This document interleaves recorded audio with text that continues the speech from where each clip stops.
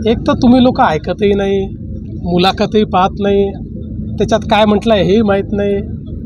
मी सगळ्यांकरता म्हटलं किंवा दुबे नाही, या देशातला कोणीही व्यक्ती या महाराष्ट्रामध्ये आला तर त्याचं स्वागतच होईल हे मी म्हटलेलं आहे. या देशाच्या संविधानाने प्रत्येकाला हा अधिकार दिलेला आहे. मी पण आंध्र प्रदेशमध्ये गेलो, तमिळनाडूमध्ये गेलो, उत्तर प्रदेशमध्ये गेलो, मध्य प्रदेशमध्ये गेलो, माझं त्यांना स्वागतच करावं लागेल. त्यामुळे हा आपला एक देश आहे. याचा अर्थ हा नाही आहे की बाबा इथे येऊन जर कोणी मराठीचा अपमान केला तो आम्ही सहन करणार नाही, मराठीचा अपमान करता येणार नाही. पण त्याचवेळी एखाद्याला भाषा बोलता येत नाही म्हणून त्याला मारण्याचाही अधिकार कोणाला नाही, हे मी स्पष्ट केलेलं आहे.